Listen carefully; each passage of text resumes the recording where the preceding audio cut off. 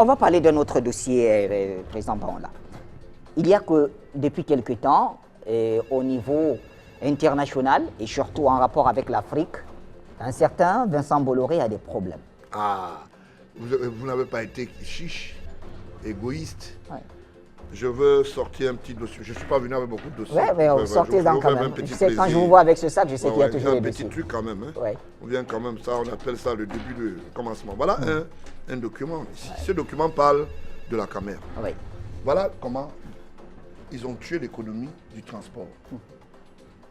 Vous savez, il y a ce qu'on appelle, lui, Bolloré, le ministre du Commerce, tous les ministres du Commerce qui sont passés aux affaires sont en complicité, ceux du transport et certains secrétaires généraux. Je ne dis pas tout. Peut-être celui de la présidente, peut-être c'est le président, je ne sais pas. Vous savez, comment on tue l'économie sur le transport? La Camer est une zone fertile. On s'en rend compte que le fret aérien fait 3 fois le prix. 3 fois. Ça veut dire que la production financière. Il faut tuer la Camer. Le ministre des Finances, un des ministres des Finances s'assoit. Il dit, bon, ok, nous allons nous arrimer à prendre chacun un billet et dire qu'on va payer après. Et on homologue cette fratricide financière dans toutes les institutions d'État. Chaque personne qui va en mission, il prélève un billet. On payera, on n'a jamais payé. On dit non, on va payer dans 26 jours ouvrables, on ne paye jamais. Les Bolloré est le sucre de Chirac. Les gens ont dit des choses, j'ai suivi des gens qui ont dit oui, vous voyez, c'est Sarkozy. Sarkozy est fabriqué par Chirac. Beaucoup de gens croyaient que ce n'est pas des gens opposés. C'est la politique à ce qu'on appelle ses aiguillons et ses dessous. Vous comprenez? Et ces gens ne sont pas bêtes. Ils sont des gens qui mettent en compromission l'Afrique, particulièrement à travers des entités paroisées. Qu'est-ce qui va se passer? Ils vont créer Sokoma, ils vont créer Maex, qui sont des entités de transport, d'emballage, de ce qu'on appelle, je voulais dire, du patrimoine, des biens et du matériel. Il faut que l'appareil maritime gagne beaucoup plus parce que les bateaux sont des gros porteurs. Mais au niveau du challenge et du timing, le bateau va faire 2 mois pour que votre voiture arrive. Le bateau va faire 1 mois pour que vos vêtements arrivent. Le bateau va faire 2 mois pour que, par exemple, vos marchandises arrivent. Et quelle est la politique qu'on va faire? Pendant que le chef de l'État est en train de penser à commercialiser ce qu'il a trouvé par son successeur en créant ce qu'on appelle la grande flotte aéroportuaire commerciale. Ça veut dire qu'il devait avoir les avions entre Malabo, toute la zone. La sous-région Afrique centrale. Oui. Les gens ont tué le projet. Non, monsieur le président de la République, il ne faut pas venir, il ne faut pas créer la flotte commerciale parce que vous savez, ça va coûter cher en termes d'entretien. Que non. Qui a tué ce projet? Mais ses collaborateurs, ils sont nombreux. Vous comprenez? Et ceux qui ont tué ce projet, croient qu'ils sont cachés, comme le secrétaire général Nkwete, qui était aux affaires à l'époque. Vous savez, je parle des choses, parfois les gens pensent qu'ils sont oubliés. Vous allez dire c'est le secrétaire général du parti, on sait pourquoi il est là. Chaque personne qui a posé un acte va subir l'histoire. C'est de ça qu'il s'agit. Combien de Camerounais savent que M. Biya voulait créer le réseau commercial en ce qui concerne la flotte, disons la flotte aérienne? Personne. On cache les projets. Les projets arrivent, au lieu de les mettre sur la table, les gens vous disent non, c'est pas important, c'est pas opportun. Je vous donne un exemple. BGFT est une entité syndicale qui fait 160 milliards de spoliation en matière de transport. Il syndique. On vous impose et ça rentre dans les poches des Camerounais. C'est le maire de Konsamba. C'est le maire de Konsamba. 160 milliards par an. Et le Premier ministre, malgré les instructions du chef de l'État, je vous prends le cas patent de ce projet, qui concerne les projets qui peuvent produire de l'argent. Pendant que le chef de l'État s'arrime avec le président tchadien et ses autres voisins, qu'on puisse booster le transport, qui est une qui fait une production réelle et qui est importante dans toutes les économies, comme au Cameroun, comme ailleurs. Mais les gens s'asseyent, se servent. Un maire de second degré, il est en constant, moi je parle, il me regarde maintenant là. Depuis 20 ans, 21 années, j'ai les documents. Je peux les ramener ici. D'accord? Ce maire s'est permis à ardoiser tout le monde, et je prends à témoin toutes les compagnies qui sont sous le syndicat de transport. Il n'a jamais rendu compte à qui que ce soit. Je prends en otage le premier ministre camerounais qui a fait une commission. Il y avait la CONAC, il y avait les représentants du ministère de la présidence, il y avait les finances, il y avait le représentant du ministère des Transports, j'en passe. Allez poser la question à l'actuel secrétaire général, Fouda, est-ce que ce que M. Mahon a dit est vrai? On ne peut plus continuer comme ça. Et ces gens sont connus. Pendant ce temps-là, le chef, le ministre, le premier ministre, je vous l'ai dit, monte le document. On renvoie le document pour signature. On le bloque. On dit non. Parce que ça profite à certains. Le projet-là ne peut pas entrer en cours maintenant. Vous comprenez? Je parle sous l'organisation du Premier ministre. Allez au Premier ministère, BGFT, 160 milliards chaque année. On va où? C'est un maire qui cherche ça et qui spolie toute la chaîne. Vous imaginez? Et ça n'a pas empêché que le tout jeune secrétaire général fasse une lettre d'amitié et des amours. Monsieur le Premier ministre, il écrit une lettre. Il dit d'abord, il est d'accord avec efficacement tout ce qu'on propose. Après, il dit, l'opportunité n'y s'y trouve pas. Je peux venir lire les documents la prochaine fois ici. Vous comprenez? On ne peut plus continuer comme ça. Hein? Et les gens font comme si il y a un problème. C'est comme si c'était de la dynamite pour que et qu'il fallait que notre pays prospère. Et c'est pas normal. Je peux vous en citer comme ça. Monsieur Biya a lancé la société Sotuc pour les zones. La société des transports urbains.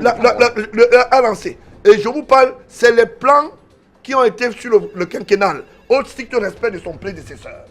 Il a continué. Que ce soit sur le plan infrastructurel que routier. Qu'est-ce qui s'est passé? Les Nakolais se sont assis dessus, se sont servis. Et les sénateurs.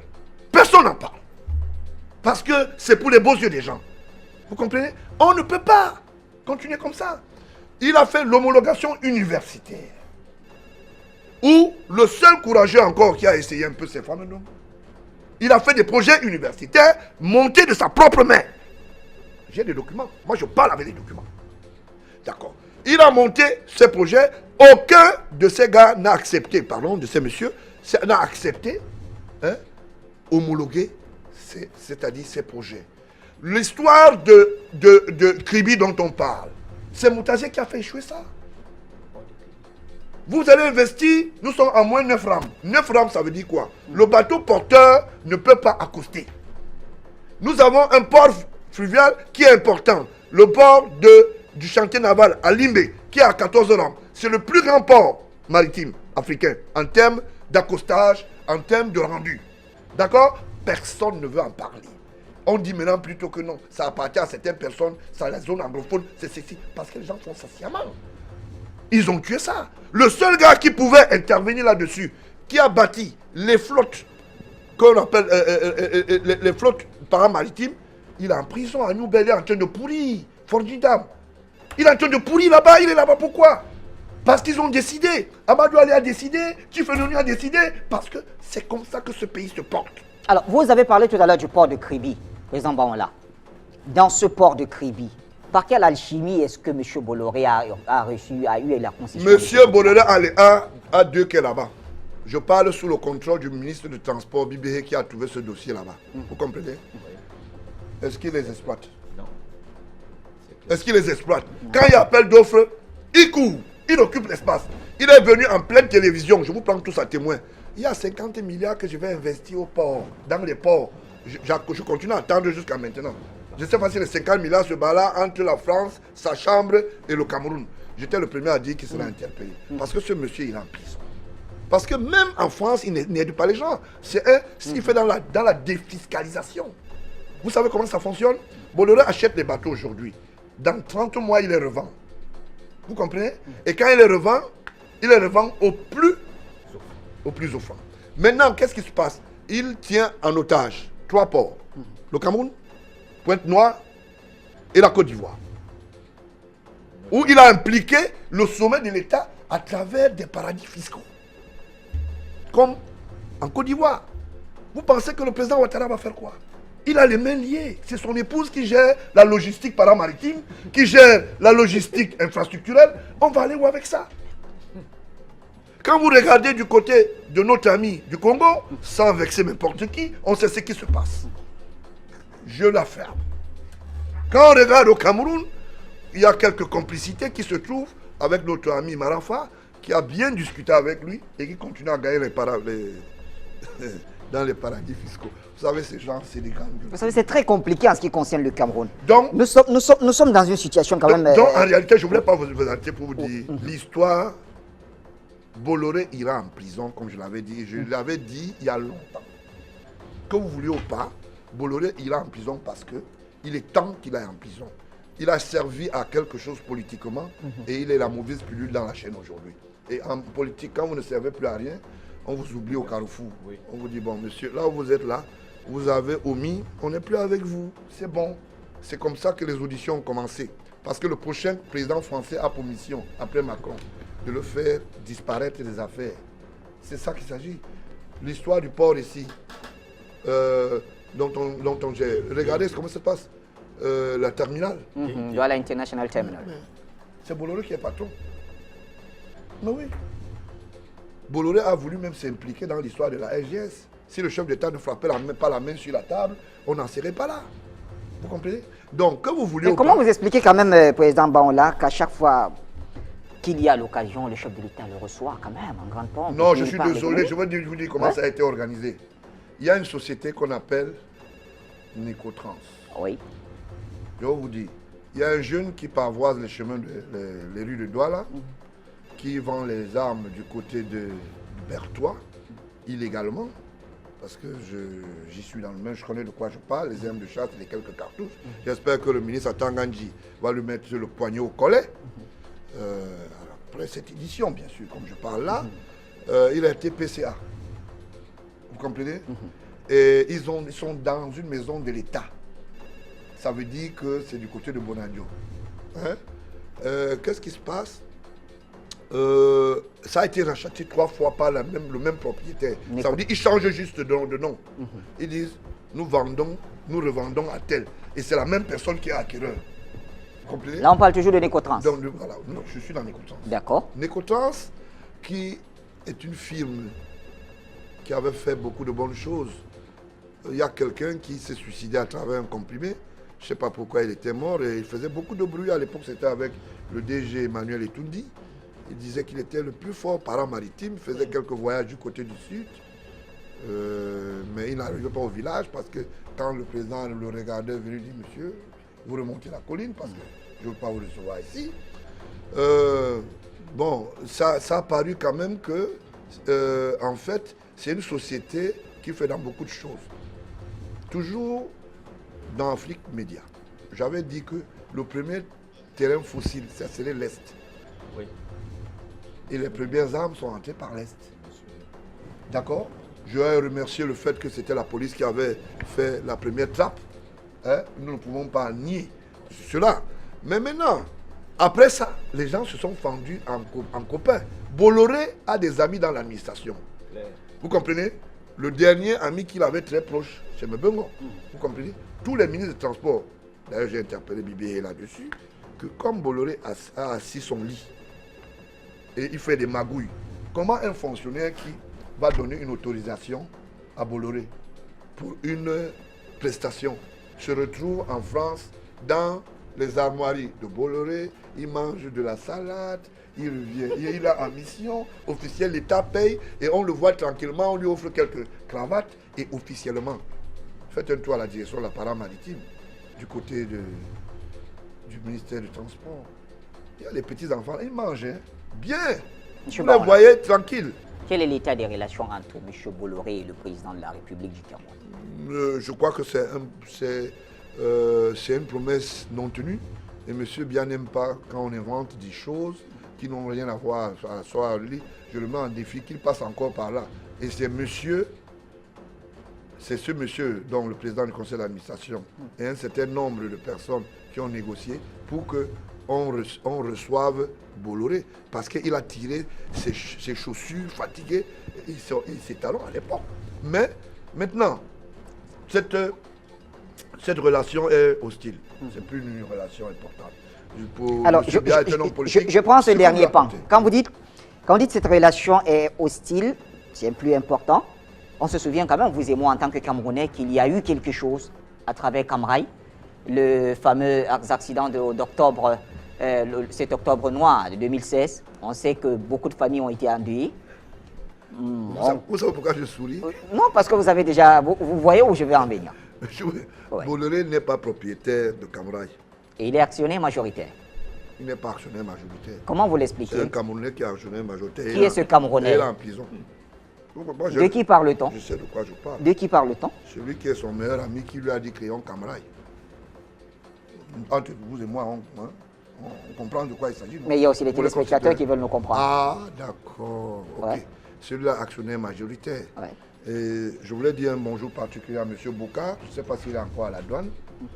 Et son mentor, c'est lui qui était l'actionnaire majoritaire. Pour ne pas cacher, c'est Marafa. Comment on a organisé? C'est Marafa qui a signé les documents. Vous avez compris? C'est Marafa qui a signé les documents pour que la régie FECAM devienne Camraï. Et le plus offrant, c'est qui? C'est celui qui donne l'autorisation de manger. Aucun Camerounais ne va me dire que ce n'est pas lui. Allez, il y a les archives là-bas. Allez les lire. Au Cameroun, je vous rappelle que j'ai interpellé le secrétaire général de la présidence pour avoir transmis une session, je vous l'ai dit, c'est-à-dire une contre-expertise qui devrait, c'est-à-dire le chef d'État devait signer une session paritaire pour garantir par rapport, comment vous appelez vos histoires là, la canne de M. Bidunkwat, c'est pas moi je l'appelle comme ça.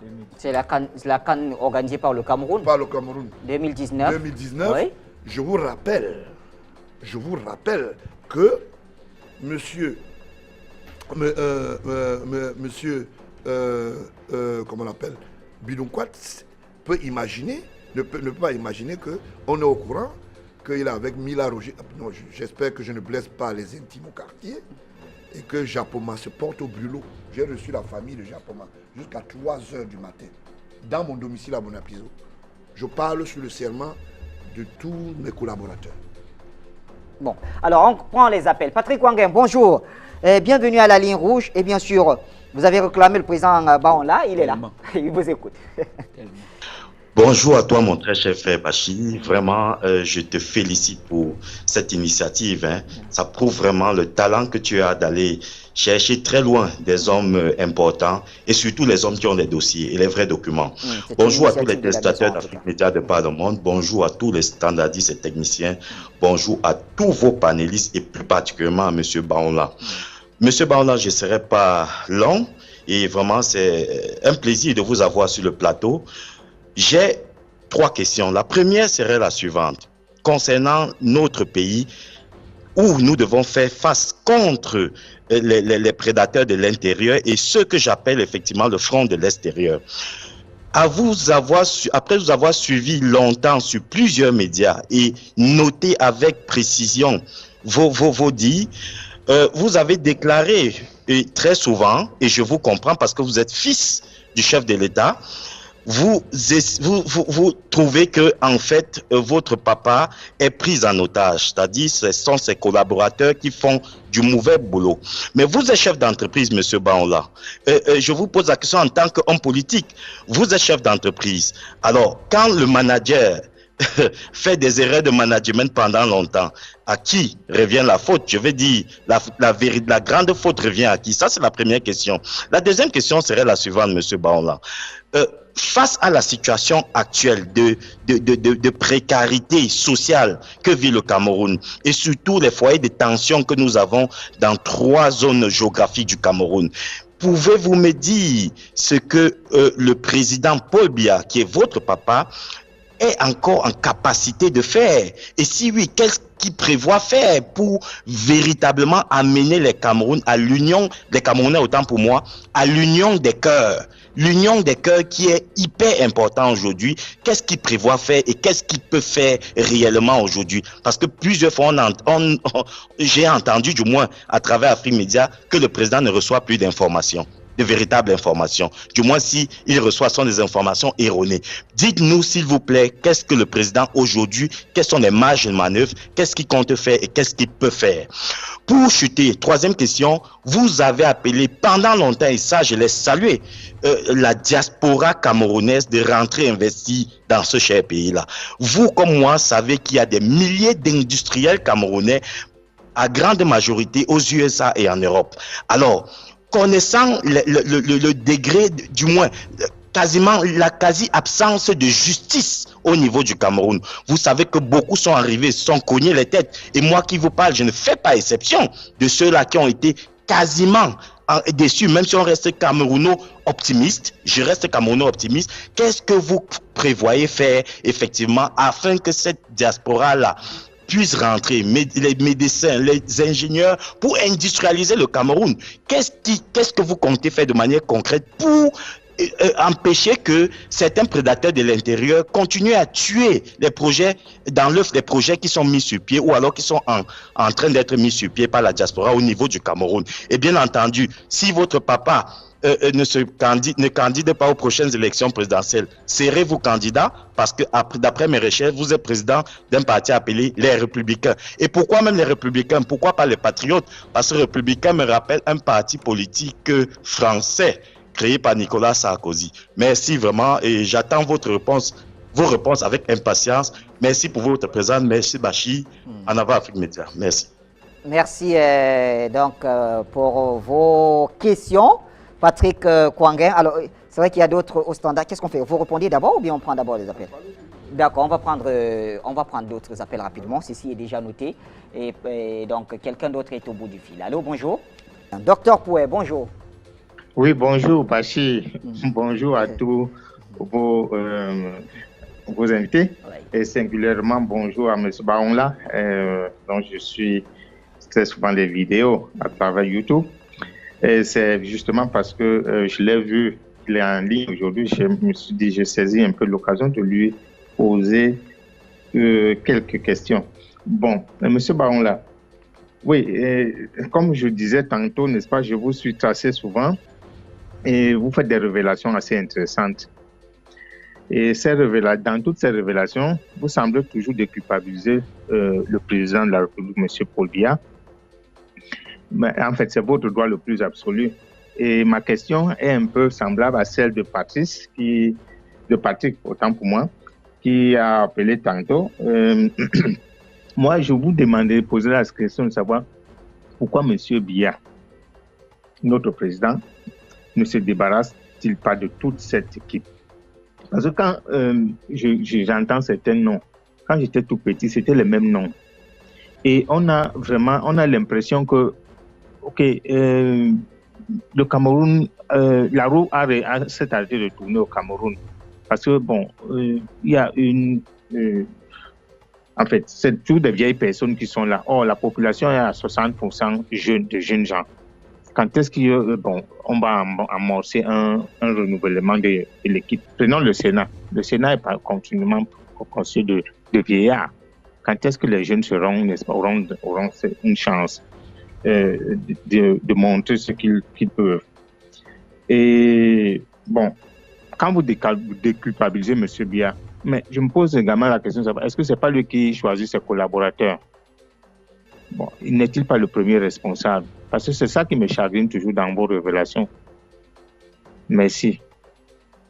Alors, on commence par le dernier. Vous, vous allez me rappeler. Oui, c'est Dr Pouet qui estime que vous, à chaque fois, vous déculpabilisez M. Biya. Vous dites que toute la faute est, en tout cas, une grande partie de la faute. Et sur ses collaborateurs, pourquoi Biya ne se débarrasse-t-il pas de ses collaborateurs? Puisque Dr Pouet, ici présent, dit que depuis qu'il est petit ou enfant, les mêmes noms, il les entend, ils commettent les mêmes bavures et on les maintient toujours. Je veux illustrer je vais contextualiser, je vais illustrer. Le cas Biya, il est responsable de toute la gestion de notre pays. Oui. Mais on gère un pays avec des collaborateurs. Je ne voulais pas le discréditer par peur, peut-être parce que c'est la position du fils, non pas du tout. Je vais donner un exemple en illustrant. Est-ce que vos caméras filment bien quand on monte un document? Oui, ça dépend de ce que vous voulez montrer. D'accord. Je voulais répondre au docteur pour lui dire qu'il y a des choses qui sont dites, mais l'histoire, on ne peut pas la tronquer. Combien de Camerounais savent qu'il y a des avions, Air France se faisait entretenir au Cameroun? Est-ce que les gens peuvent savoir que l'INA Congo, qui était une flotte, congolaise, se faisait entretenir au Cameroun? Je vais vous montrer ça en image. Voilà. Voici un document confidentiel. Quand vous lisez, ouais. Je peux vous aider Ouais, pendant ok. que vous parlez. Ouais. D'accord. Alors, ce document, Voilà. il est confidentiel Voilà. et donc c'est l'exclusivité Afrique Média. Voilà. Voilà. Donc, ce document, il est confidentiel. Douala était la zone d'entretien des avions français. Je vais vous montrer ça aussi en image. Vous imaginez que quelque temps après, ça a disparu. Aujourd'hui, c'est à Addis Abeba qu'on entretient les avions Camer. Je vais vous montrer en image. Voilà la preuve. Vous pouvez tenir, tout est écrit dessus. Voilà. Entretien d'un Boeing 737 200 de Cabo Air à Douala. Voilà. D'accord. Voilà. Je voulais simplement dire, parce qu'il faut que les gens voient, même si les images voient floues, excusez-moi de la qualité. Non, vous regardez. Rassurez-vous, comprenez? nos caméras sont des dernières Voilà, générations. voilà, et donc vous ça peut voir vous tout voyez que c'est ceci. Ça, c'est entretenu à Douala. ça. Oui. Nous sommes dans les années 92. Nous sommes dans les années 78. Nous sommes dans les années 74 et j'en passe. Aujourd'hui, un enfant qui est né a entendu parler, mais ça a disparu. Si on demande à un Camerounais où est-ce qu'on entretenait les avions français au Cameroun, il va vous dire, moi je n'ai jamais entendu parler de ça. Même ceux qui sont des sexagénaires. Oui. Pourquoi? Parce que les gens sont là et travaillent pour les autres. On ne peut pas dire que une Boeing 737 se fasse entretenir à Douala avec l'expertise conjointe locale. Et qu'un matin on vous dit non, allez à Addis Abeba. C'est pas normal. Et qu'est-ce qui a pu se passer pas normal. entre-temps? Vous comprenez? Donc ça veut dire quoi? Ça veut dire qu'il y a des gens qui ont estimé que pour se faire de l'argent, il fallait le faire. Et je sais qui était ministre du Transport et qui a signé le dernier arrêt de mort de Camerco. C'est Issa Chiroma. J'ai les documents. Hein. Les documents sont là. Je n'ai pas besoin de me cacher. Voilà. Le hangar dernier en 92, le voici. Je ne sais pas si Issa Chiroma travaille dans l'administration. Peut-être je me trompe. Hein. Je ne sais pas si le ministre Issa Chiroma peut faire le démenti de ça. Voici le hangar. Bon, on va aller lui épargner ça, nous sommes en période de carême. Voilà des Camerounais qui pensent qu'ils sont des malins. Aucun chef d'État ne peut gérer un pays seul. Vous comprenez? Que vous vouliez ou pas, à l'époque où les Singapore travaillaient avec le frère Idjo, ils avaient le respect de l'autorité, ils avaient le respect de la chose publique. Aujourd'hui, on trouve des canons avec des dents de loup prêts à avaler tout le sang camerounais au prix de ce qu'eux doivent vivre avec leur petite famille. C'est la réalité. Mais qu'est-ce que le président fait donc face à cela? Et c'est là la grosse Face préoccupation à de la cela, présidence. je veux le dire. J'ai dit tout à l'heure que on a amené quelqu'un dans une prison, on dit qu'il pratique le sorcellerie. Mais quand le Massalati s'est fait, tout le monde voyait le président de la République lui-même, quand il passait là, il regardait. Il voyait bien que c'est le Massalati dans le ministère de la Communication. Personne ne s'est prêt. Comment on peut gérer un pays où tout le monde veut tirer le profit, chacun est contribuable, mais personne n'est responsable? C'est d'une utopie. Ça veut dire que le chef de l'État doit être magistrat, il deviendra journaliste comme toi, comme moi, homme politique, il va tout faire seul. Mais on lui demande le bilan de tous et d'une collectivité. Ça, c'est très gravissime. Et c'est pour ça qu'il faut illustrer pour dire aux gens, la part de responsabilité de Biya, c'est de nous dire aujourd'hui, qui a fait quoi? À quel niveau a-t-il eu des difficultés? À quel niveau le Cameroun se trouve? Mais s'il ne l'a pas fait, ça veut dire qu'il est en train de le faire. Je vous dis. Oui. Quand vous dites qu'il est en train de le faire, est-ce que c'est en arrêtant ces gens-là le chantier de la lutte contre la corruption. Oui. Le chantier contre l'insolence éducative. Ça veut dire ceux qui ne veulent pas que les gens aillent à l'école et qui deviennent des apprivoisés savent que Paul Biya veut que tous les enfants aillent à l'école. Le chantier de la socialisation. Le chantier de ce qu'on appelle la microéconomique, pas la macroéconomique. Parce qu'on a perdu le Nord, il y a le monument standard. On trouve les ingénieurs, entre guillemets, informaticiens, ou non, je voulais dire les informaticiens d'une TIC, qui deviennent des ministres de Finances. Ce n'est qu'au Cameroun qu'on voit ça. Heureusement, on nous a épargné cette maladresse. J'espère que du ministère de l'économie là-bas, on va encore nous réépargner. Je veux parler comme au quartier, pour que les gens comprennent. On ne peut pas être dans un pays où un monstre géant naît. La CCI est implantée là où il y avait le Sénat des fonds. En face, c'est la CNPS. Ce sont les biens de l'État. Des individus viennent comme des imposteurs. Abba, actionnaire. Atanakuna, actionnaire. Kémonier, actionnaire Ruby. Nafak, DG, actionnaire. J'espère qu'ils ont fait un tour aussi en Guinée équatoriale là-bas. Non, je vous l'ai dit, du côté du Bénin. Vous pensez que tout ça, ça rime à quoi? Ça rime à la déstabilisation de la collectivité politique. Pourquoi tout le monde n'est pas responsable? C'est certains qui sont responsables. Voilà la réalité. Alors là, vous faites le lien avec la question de Patrick Wangen d'Allemagne, voilà, qui disait que le président est pris en otage. Voilà, le président n'est pas pris en otage. Oui. Mais c'est ce que vous semblez dire. Non, je n'ai pas dit. C'est un langage qui n'est pas adapté au mien. Le président est parsemé de mauvais collaborateurs. Ces collaborateurs sont des collaborateurs uniques dans le monde qui sont antipatriotes. Et certains pensent qu'ils sont au-dessus de Dieu. Et j'espère qu'ils vont comprendre. Il y a une autre question qui a suivi? Oui. Il dit que peut M. Biya dans la crise actuelle? M. Biya ne peut rien faire seul. Et quand il dit la crise actuelle, j'imagine qu'il parle de la crise dans les régions du Nord. Le M. Biya ne peut rien faire seul. M. Biya a initié quelque chose, il a envoyé le Premier ministre. Vous avez estimé que ce n'est pas les bonnes personnes. Non, c'était une caravane de petits malins. Alors, dans ces cas, est-ce que c'est un aveu d'incapacité? Non, je voulais dire ceci. Oui. Le chef a envoyé ses troupes, les troupes n'a pas ramené les résultats. Oui. Le chef change de formule. Vous comprenez? Un pays comme le nôtre a besoin de formules. Parce que nous sommes quand même 258 ethnies identifiées. Dialectiquement, ça devient difficile. À l'intérieur de Bamenda, vous savez combien de ramifications il y a en termes de culture? Et ce sont ces replis identitaires.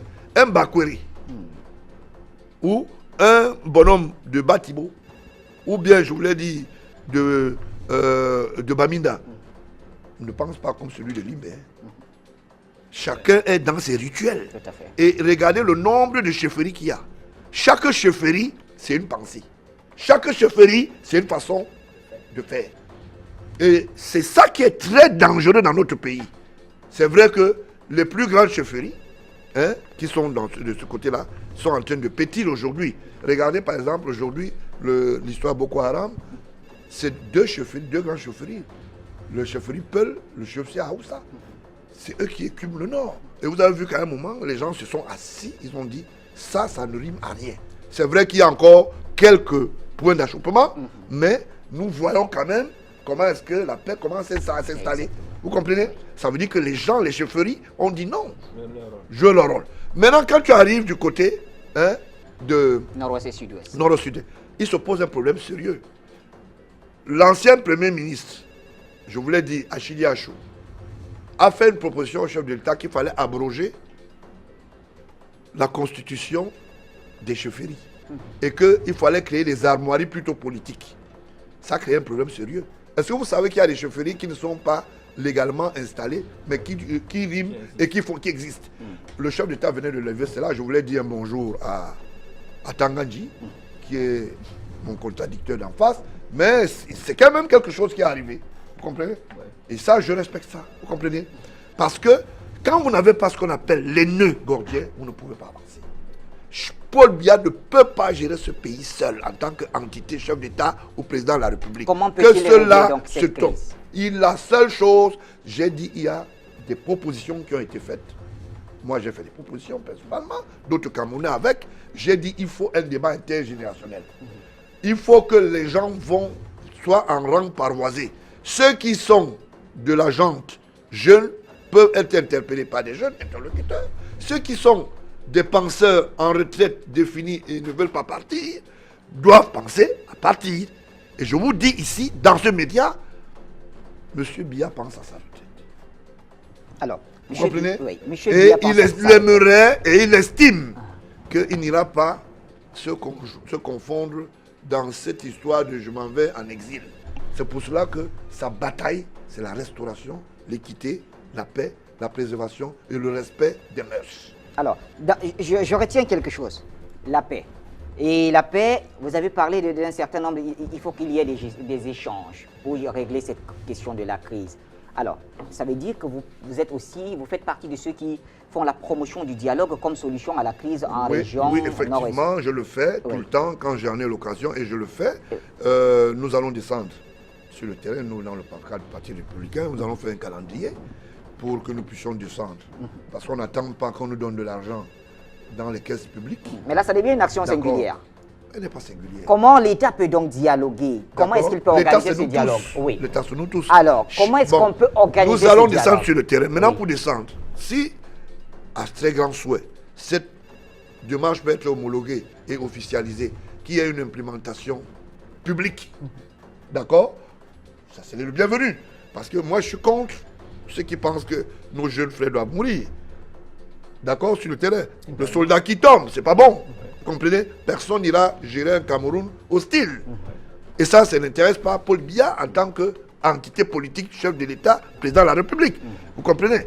Maintenant, en les interpellant, en leur disant, nous voulons rationaliser ce qu'on appelle leur état d'esprit. Pour leur dire, oui, on a entendu, oui, on a compris, oui, non à la destruction, non à la perte humaine. D'accord? Asseyons-nous, parlons. Et c'est les petits malins qui sont autour du chef de l'État, qui croyaient qu'il le tenait en otage. Cette fois-ci, j'utilise leur langage, le chef de l'État n'est pas en otage. Et je peux vous démontrer ça, parce qu'il y a il y a des biscuits. Il y a des biscuits qui ont été servis à ces gens-là. Parfois, c'est des biscuits très amers. Et beaucoup de gens ne savent pas que c'est l'assainissement qui est en train de se faire. Donc, j'estime que c'est un débat réel. Il va falloir que nous puissions avoir un dialogue de proximité. On ne gouverne pas un pays avec des armes. Je suis contre ça. Et ceux qui peuvent pousser M. Biya en tant qu'entité politique aux armes contre ses frères, ses enfants, sa famille, vous vous trompez, il ne le fera pas. C'est pour cela qu'il y a une chambre d'observation qui a été faite. Et c'est sous l'instigation du chef de l'État qui, managérialement, d'une manière managériale, a prêté langue, disons l'ONU lui a prêté langue. Il y a des observateurs qui sont là déjà. Vous comprenez? Et qui sont sur le terrain. Leur démarche, c'est 2 points. Interpeller. Je ne les appelle pas des sécessionnistes, je les appelle des fâchés. D'accord? Des fâchés. Parce que quand on parle de sécessionnisme, ça veut dire qu'ils ont le moyen de le faire. Ils n'ont aucun moyen. D'accord? Maintenant, au niveau gouvernemental, il y a une politique qui ne va pas être une politique de porte-parole du gouvernement, mais une politique d'ensemble. Qu'on s'asseye et qu'on dise, il faut que nous en parlions dans l'urgence. Dans l'urgence. C'est important. C'est un peu ça. Et dans les tout prochains jours, vous allez voir que quelques cellules aussi vont se remplir. J'ai voulu vous dire que ça vient finir de ce côté. Les cellules? Oui. Vous n'êtes pas au courant, je vous donne déjà l'information. Il y a des gens qui sont nos clients. Oui. Moi, c'est mes clients parce que je suis président du Parti républicain et moi, je suis opposé à leur système, de la façon de faire ça, de gérer les choses. Il y a beaucoup qui sont en train de faire des lettres d'amitié, des lettres de pleurnicherie qui passent par les chefs pour arriver vraiment. Le collège ecclésiastique va nous aider à atteindre le chef de l'État. Le chef de l'État ne gère pas ce pays seul. Si le chef d'État viole la loi, on lui dira, monsieur, vous avez violé la loi. C'est de ça qu'il s'agit. Il faut qu'on protège les institutions, il faut qu'on protège les hommes qui les incarnent, et nous, on lui a donné un mandat. Ce mandat est non sensible aux voyous. Que quelqu'un se lève et commence à nous dire que voilà, nous pensons ceci. Le voyoutisme, c'est fini. Ouais. Ceux qui sont des voyous n'ont qu'à aller se chercher ailleurs, comme on dit au quartier. Alors, je rappelle que nous allons nous séparer dans moins de 10 minutes, malheureusement, mais là, c'est dans le cadre de cette de ligne rouge. Ouais. Et vous êtes sollicité pour une autre émission qui va commencer juste après. Non, je ne peux pas dire oui, parce que je suis en train de courir aussi. D'accord, bon. Même si l'émission est faite, je peux revenir, je suis à Douala. C'est pas grave, ça nous rassure, ça nous rassure. Je voulais rassurer les téléspectateurs, parce qu'en fait, je voulais les rassurer. On va prendre deux derniers appels. Je voulais les rassurer. Partout où on me sollicitera, je viendrai. Et s'il y a des grincements de pattes, je sais aussi comment poser mes genoux. Il n'y a aucun problème. Afrique Média fait un travail salutaire, vous comprenez? Et aujourd'hui, il faut qu'on continue. Et avec vous. Voilà. Très bien. Alors, on va prendre donc nos deux derniers appels. Et on revient pour un dernier tour de table. Nous commencerons encore une fois par Yaoundé, Jean Aturaomo, ensuite Maître Momo. Et on laissera au président Gilbert voilà, de conclure. Alors, les appels. Wilfried, vous nous les envoyez. Bonjour sur le plateau. Bonjour. Alors, concernant le problème, ce qu'on peut appeler entre guillemets le problème anglophone au Cameroun, ce problème est caractéristique des frontières artificielles que le colon nous a imposées. Et c'est, quelqu'un a dit une fois sur Afrique Média, quand l'Occident a un plan A, il a encore dans sa poche un plan B, C, D. Je m'explique. En divisant le Cameroun de cette manière artificielle après la Première Guerre, nous avons dans le sud-ouest des Sawa qui se retrouvent en même temps dans la zone anglophone et dans la zone francophone, la région de Douala. Nous avons au nord-ouest des populations qui ont des affinités culturelles avec les populations de l'Ouest Cameroun. Alors ça fait que cette zone anglaise, en étant divisée, en voulant se séparer du Cameroun aujourd'hui, elle est encore exposée à une autre division dans l'avenir. Parce que vous aurez encore des querelles entre les Sawa du sud-ouest et les gens du nord-ouest qui sont plutôt culturellement proches de l'Ouest Cameroun. Alors, c'est à nous les Africains de reconnaître que ces divisions sont manipulées de l'extérieur. Alors, il faut le reconnaître. Parce que cette division, s'il fallait partager le Cameroun après la guerre, on aurait pu le faire autrement aussi. Voilà, on aurait fait une ligne, on aurait pu faire une ligne sagittale du nord au sud, de l'extrême nord jusqu'au sud du Cameroun. À gauche, c'est les Anglais parce qu'ils étaient de toute façon au Nigeria. À droite, c'est les Français parce qu'ils étaient de toute façon au Tchad, en République centrafricaine, au Congo, etc. Ça aurait pu se faire aussi comme ça. Alors, on aurait toujours les mêmes querelles entre tout l'Ouest Cameroun, de l'extrême nord au sud, et tout l'Ouest Cameroun, de l'extrême nord au sud. Alors, en un mot, les Africains, tous ceux qui revendiquent la séparation, c'est les gens qui sont tombés dans l'appât du gain personnel. Alors, c'est la bêtise. Il faut se réunir. Le combat est un autre. Le combat, c'est contre l'impérialisme. Je vous remercie. Merci pour votre appel, cher ami. Et Jean-Jacques nous appelle aussi. D'où nous appelle Jean-Jacques? De Douala. Bonjour, Jean-Jacques. Allô? Bonjour. Bonjour, monsieur. Bonjour. Oui, bonjour. Bienvenue à l'émission. On vous écoute. Bonjour, monsieur Bachir. Je dis bonjour également à vos... je dis bonjour également à vos panélistes, et surtout à monsieur Baola. Je crois que j'ai 2 questions à lui poser. Il vous écoute. Ma question est la suivante. Quelle est la position de son père par rapport au franc CFA? Et la deuxième question est quelle est la position de son père par rapport à la double nationalité qu'il avait promis en France? Ça sont mes questions, M. Bachir. Merci, bonne journée. Merci à vous. Alors, on met une petite pause. Je voudrais que vous répondiez rapidement à ces questions avant que nous poursuivons, parce qu'il y a d'autres appels. Ouais. Bon, pour la question du CFA, peut-être Jean-Jacques nous prend seulement en chemin. Il ne connaît pas vos positions dans le passé. Ouais. Vous allez le lui rappeler, tout simplement. Okay? Je suis pour la monnaie africaine. Voilà. J'ai jamais changé. Oui. Ma bataille même a été toujours ancrée au premier pas. Oui. La seconde chose, vous avez dit... la double nationalité. Double nationalité. Oui. Je suis en train d'introduire une plateforme auprès du Sénat et auprès de la Chambre de députation, bien sûr en saisissant l'exécutif, pour que nous puissions redéfinir ces modalités. Parce que ça a trait à l'exclusion politique. Ça a trait à l'exclusion de la participation du développement de notre pays. Parce que quand quelqu'un ne peut pas venir poser des actes dans son pays et qu'il aille faire allégeance à l'extérieur, c'est pas normal. Hein? Il faut que les Camerounais aient accès non seulement au vote, mais au plébiscite de développement dans leur pays, avec tous les avantages dus.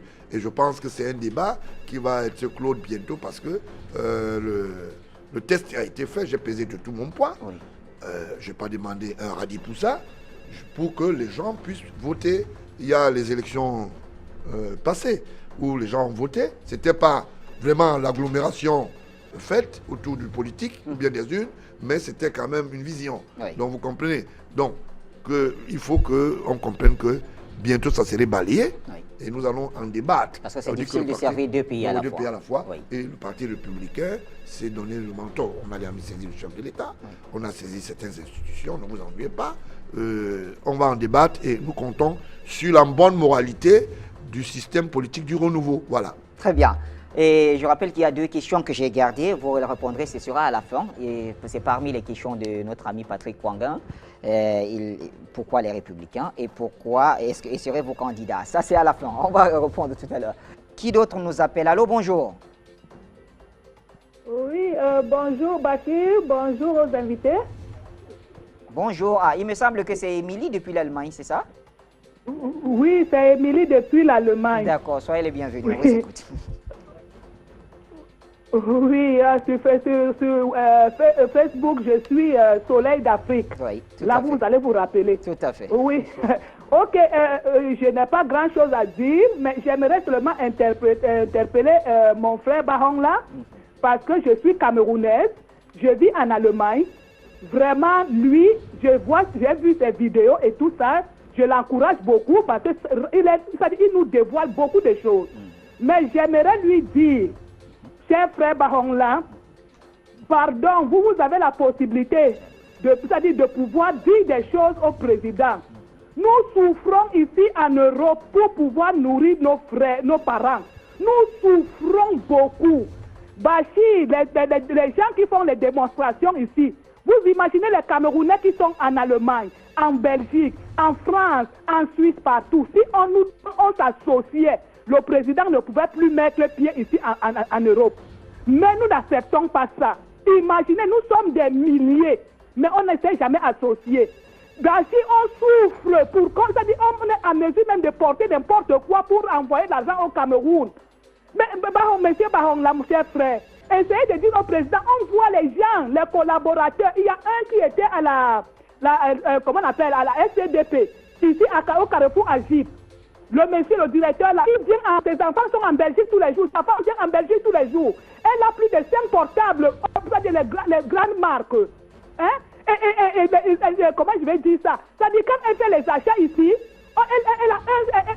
elle seule, excusez-moi, je suis vraiment touchée. Et on ouvre une caisse uniquement à elle. Et vous regardez comment les blancs la regardent, parce que pour eux, ils savent déjà d'où. C'est déjà dit, on sait que ce sont les pilleurs, les femmes des pilleurs qui font ça. Monsieur Bahong là, mon frère, Pardon, vous êtes là, vous connaissez le peuple. Dites au président que nous l'aimons, nous le respectons. Nous le respectons, mais vraiment, quand il essaie de balayer, qu'il balaye, nous aimons notre pays. Mais on est fatigué de ces gourmands qui pillent le pays. Ils nous font honte. On voit tout ici. Ils sont des vendeurs de drogue, ceux qui font la prostitution, qui font tout. Comment le peuple ne va pas se soulever un jour?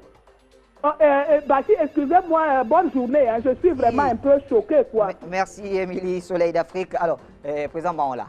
Je voulais lui dire oui, on va prendre Saïdou tout à l'heure. Le cri de détresse de la dame est fondé. Oui. Parce qu'on a trouvé le moyen de prostituer moralement les Camerounais à l'extérieur, de les rendre au plus bas de la passerelle comme des poubelles. Ça, il faut le reconnaître. Et c'est pour cela que vraiment, elle dit quelque chose de très important. Même je voulais lui dire quelque chose. Si c'est le DG, l'actuel DG de SCDP qui a été nommé ministre, ça est Lundu. Ça ne peut pas être Guinée-Fan en prison. Depuis belle lurette. Ces gens prennent plein sur le taureau. Et je ne sais pas comment ça se passe dans ce pays. Et Lundu n'est ni de loin ni de près protégé par la famille présidentielle. Mais comme c'est des fémins qui savent manipuler les gens, cette histoire de poste éligible de nomination avec la régulation de l'autre est de la Mofo à Famba, l'autre est c'est pas bon parce qu'il remplace Atanakuna qui n'est pas en disgrâce, qui assume sa prédation déjà avec Alice des merveilles, c'est sa compagne, sa femme, son épouse. Elle faisait beaucoup de choses du côté de Genève, beaucoup de galetterie et tout ça, beaucoup de courses. Ces gens, parfois, vivent au-dessus de leur vision. Et Lundu, qu'on parle, est très proche de quelqu'un que je connais. Je voudrais rappeler qu'Émilie n'a pas cité de nom. Hein. Moi, je dis que c'est Lundu. D'accord. Puisque quand elle dit, je sais là où ses enfants fréquentent. Elle parle de la Belgique, tout ça, je sais de quoi il s'agit. Monsieur un Guinéen a quitté la scène depuis. Il est en prison depuis. C'est tous les Camerounais qui savent qu'il est en prison. Et quand elle parle de ça, elle ne sait même pas qu'il a été promu. Hein. Oui, Lundu est parti, il est devenu ministre.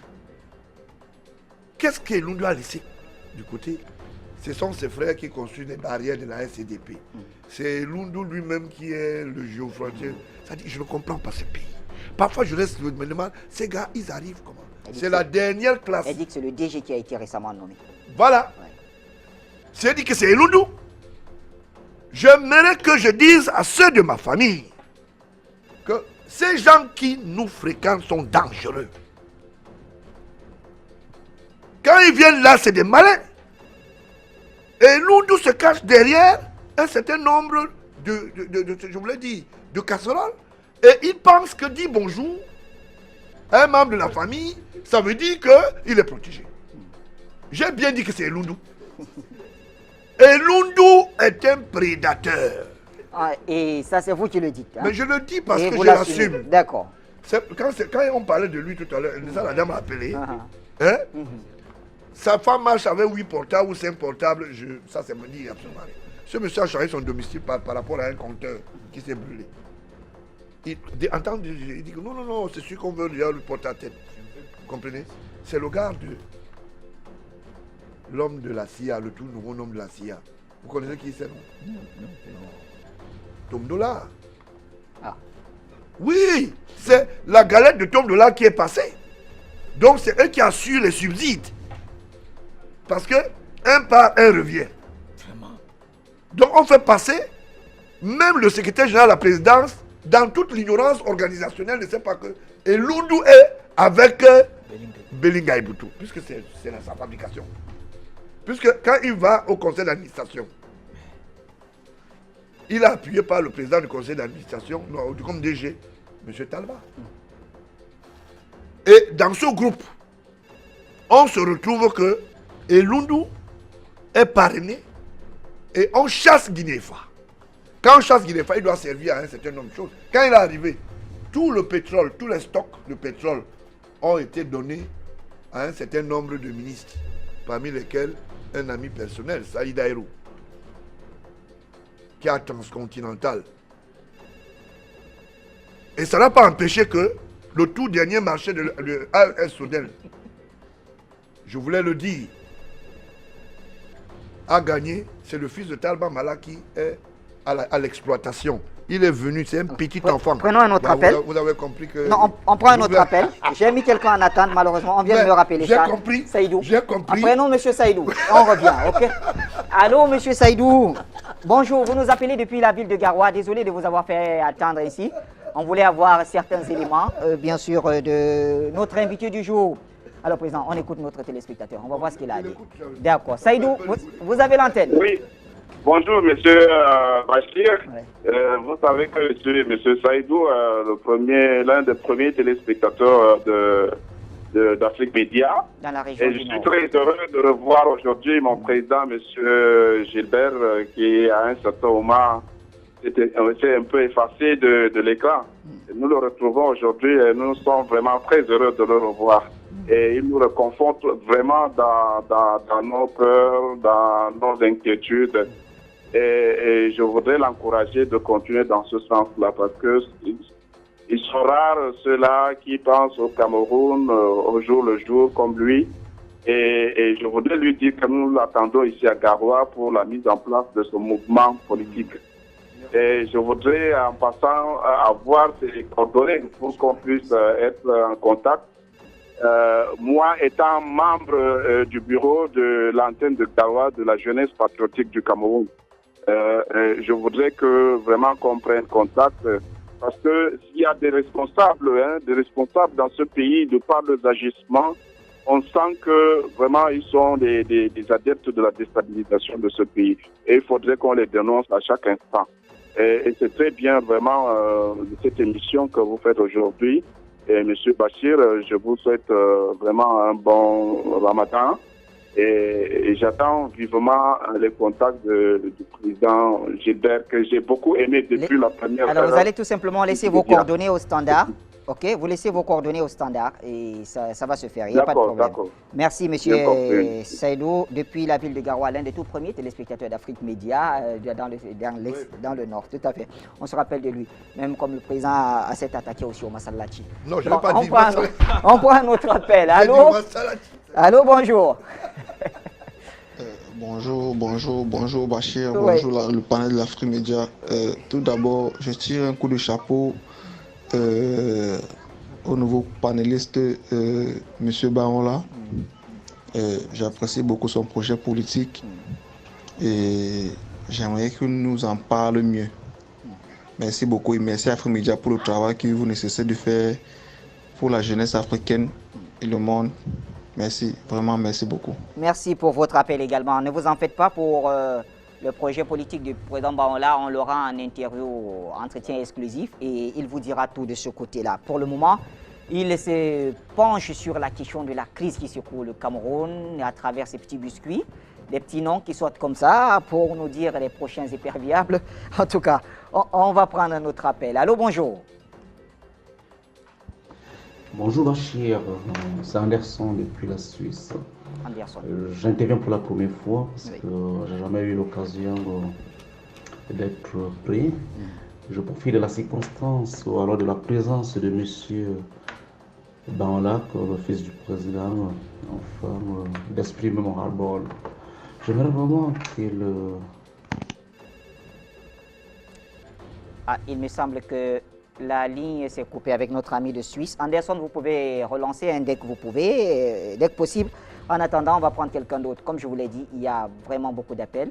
Et heureusement, la technologie à Afrique Média, nous avons cette capacité de prendre 4 appels au même moment. C'est aussi ça. Allô, bonjour. Allô? Oui, bonjour. Oui, allô? Bonjour. Comment est-ce qu'on vous appelle? Et vous appelez d'où? I'm called Mr. Ngeme Augustine. Okay, you are welcome. Where are you calling from? Yes, I'm calling from Chico. Okay, you are welcome. Go ahead. Yes, I just want to participate in this program that you are on now concerning the Anglophone crisis. What's your suggestion? Okay, I just want to ask, why is the government still calling it Anglophone crisis? And they say that Cameroon is one and indivisible. Because it is a group of people that are called separatists that is fighting the government. I don't see why the government is calling it Anglophone crisis rather than calling it la crise séparatiste.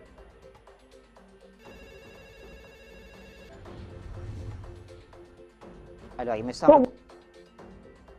Again, Anglophone crisis. It is not all the Anglophone which is supporting the separatists.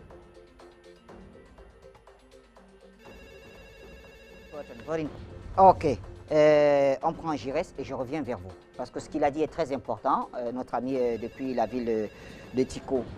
Giresse, bonjour, vous nous appelez de Douala, c'est ça? Oui, bonjour Afrique Média, bonjour Bachi, bonjour aux panélistes et bonjour encore au président Hollande qui est là. Je vais d'abord toutefois féliciter pour tout ce qu'il apporte pour les Camerounais. Et je vais juste poser une question. Une très simple petite question. C'est celle-ci. Est-ce que lorsqu'un papa accouche un enfant, est-ce qu'il est capable de pouvoir connaître le cœur que cet enfant doit en avoir? Tout juste pour dire quoi? Si le président de la République nomme ses dirigeants, est-ce qu'il connaît la pensée de ses dirigeants ou bien qu'il connaît le cœur qu'ils auront lorsqu'ils vont pouvoir diriger? Et je vais féliciter tous les techniciens et merci parce que c'était jusque cette question. Bonne journée.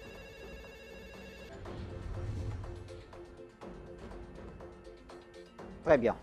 Voilà, merci donc pour cette autre réaction. Rapidement, avec notre ami anglophone qui a appelé. Ouais, je l'ai dit ainsi puisqu'il parlait en anglais, hein, pas parce qu'il est dans la région. Alors il dit pourquoi est-ce que le gouvernement continue d'appeler ça crise anglophone alors que c'est une crise, alors que ce n'est pas tous les anglophones qui supportent la sécession? Ce n'est pas une crise anglophone. Dans aucun discours du chef de l'État, vous l'avez entendu parler de crise anglophone. Les gens se fourvoient et ils font ça et ils axent ça en fonction de leurs mécanismes et de leurs intérêts.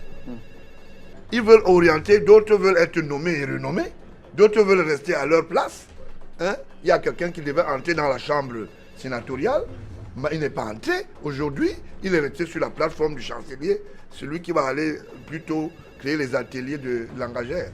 Ça veut dire langager plutôt, je vous l'ai dit. Ça veut dire qu'il va animer disons que la rationalisation de la langue anglaise et du bilinguisme au Cameroun. Donc la réalité là-dedans, c'est quoi? C'est qu'ils se sont trompés de cible à un moment. Si un directeur général peut démissionner, un PCA ne peut pas démissionner avec 15 millions à gagner à Camtel. D'accord? Quand il démissionne, ça veut dire qu'il sait qu'il est un homme plein d'ardoise. Et il veut se protéger derrière l'humilité. Vous comprenez? Donc, en fait, le vrai problème qui est là, c'est que les ennemis de la République, qui constituent des supports de déstabilisation, parce que derrière ça, ils ne veulent pas répondre de leurs actes. Vous comprenez? Que M. Biya soit là, qu'il soit parti, rassurez-vous, nous allons astreindre tous les gens qui ont déstabilisé, du moins ceux qui vont tomber dans la trappe judiciaire, qu'ils répondent de leurs actes. Très bien, c'est un message très important. Alors, Président Bangola, nous sortons donc avec deux questions. Il y a quelqu'un qui a demandé pourquoi le PR, pourquoi Parti républicain et pas n'importe un autre nom, pourquoi le Parti des Patriotes, je ne sais pas, un truc comme ça. Vous savez, quand on écoute ça, on a un peu le cœur qui bat. C'est vrai que ça existe avant le républicain de Macron, mais on a tendance à croire que c'est le même républicain. Non, je ne pense pas. Je ne fais pas le mécanisme républicain, je fais la numérique républicain. Ça veut dire que c'est un parti avec une certaine overdose mondiale. Et nous estimons, vous savez, aujourd'hui, le parti républicain se veut être représenté dans tout le monde entier. Et cela ne souffre d'aucune contestation. Oui. Je remercie le bon Dieu d'avoir fédéré ensemble avec nos frères et des militants qui estiment que le projet est un projet sérieux. Oui. Et nous faisons notre chemin. C'est pour ça que c'est un choix. Et ils l'auront d'ailleurs dans les détails dans l'entretien à venir. Effectivement, là on appelle ça la res publica pour nous. C'est pour tout le monde, toutes les idées sont les bienvenues. Parce que nous construisons ensemble, il faut bâtir ensemble. Et ma qualité d'être président aujourd'hui, je ne serai pas président à vie. Vous comprenez? Oui. Je suis que le président qui fait la passerelle. Et dès que la commission rogatoire va dire, M. Baonla, vous n'êtes plus à même d'assurer la direction, je me dis, ok, il n'y a pas de problème. C'est une visibilité démocratique dans le parti. Et il y avait... Oui, il demande, est-ce que vous allez vous présenter pour 2018? Est-ce que je fais peur? Qu'est-ce que vous voulez par là dire? Ceux qui font peur apparemment, j'ai les dés qui ont été pipés pour les prochaines élections ont été faussés quand je suis venu dans la scène politique. Je n'ai pas atterri par la fenêtre, je suis entré par la grande porte. D'accord? Ce que j'ai fait toujours, même d'un autre téléscripteur, et entrer beaucoup plus dans l'aumônerie politique. Et maintenant, si je fais peur à un certain nombre de parlins, j'appelle ça les parlins publics, ok, bon, mais nous allons nous affronter à travers les urnes. Et je fais confiance à tous les militants du Parti républicain. Est-ce que Émilie et ses partisans en Allemagne peuvent représenter le PR? Naturellement, naturellement. Eh bien, vous avez votre réponse. Nous sommes le seul parti qui est coché sur numérique. Ouais. Ça veut dire quoi? Nous n'avons pas une carte conseil. Ouais. Vous allez dans ce qu'on appelle le domaine, le Parti républicain du Cameroun. Ouais. Vous tapez, vous avez une inscription directe et vous avez la réponse immédiate. Parce que nous, on modernise. On ne veut pas vendre les cartes aux gens pour aller spolier les gens. Bon, maintenant, nous respectons le fait qu'on vit des quêtes, on vit de la rationalité des militants, mais nous ne voulons pas prêter le flanc à un certain nombre de manquements ou de comportements. C'est pour ça que nous restons zen à ça. Et je voulais simplement dire aussi que j'ai été très content que j'ai participé à cette émission. J'estime que le panafricanisme a pris langue aujourd'hui. Avec toutes les interventions de l'extérieur qui se font, je suis tout de suite, je suis de temps à autre. Je vous rappelle qu'aujourd'hui, nous avons un seul débat. L'assise, que je vous appelle l'assise planétaire entre la Grande Afrique et une Afrique. Entre l'Europe et l'Afrique. C'est le débat à ce niveau. Et j'espère que ce panel, je vous l'ai dit, cette maison transportera ce débat. Je suis dans des négociations d'entrepreneuriat dans ce sens, pour que nous puissions pas être hors de la scène. C'est bien de parler médiatiquement, mais il faut être un acteur. Et les acteurs, c'est aussi ça. Il faudra que ce média, qui est un média panafricain d'abord, et sérieux dans ses missions, porte maintenant le débat au niveau des pairs. Ça veut dire que quand un chef d'État est assis, et son expertise avec ses collaborateurs, que pourquoi pas que nous puissions parler en matérialisant ce qu'on appelle nos propositions. C'est ce débat qui demeure aujourd'hui. Nous y sommes déjà, parce que j'ai fait du chemin déjà là-dessus, nous y sommes, et nous estimons que ce serait l'Afrique qui sera plus debout. Et que ceux qui disent que l'Afrique est couchée, l'Afrique est déjà debout. Nous avons en Allemagne la meilleure expertise médicale. Nous avons aux États-Unis le meilleur parlement politique. On a en France la meilleure socialisation humaniste. En tant que Camerounais, pourquoi pas penser à une Afrique. Prendre tout cela. Donc, merci, Président. Et je vraiment, je suis très content du fait, avec tous les jeunes qui sont là, pour leur dire, une seule main, il y a un grand staff qui accompagne aussi. Nous allons ensemble. Merci, et à tout Monsieur moment Georges où j'aurai une minute, je viendrai. Vous viendrez et nous, on vous attend. Les portes sont toujours ouvertes. Merci à toute l'équipe qui vous a accompagné. L'équipe aussi qui a produit cette émission, ils sont nombreux, techniciens et journalistes, ils sont tous là à regarder, à donner leur coup de main, à faire de la magie, puisque nous, Maître Momo, nous on leur a tout simplement ravi la vedette. Hein. Le vrai travail, c'est les techniciens. Bonne journée à tous. Afrique Média, la télévision panafricaine.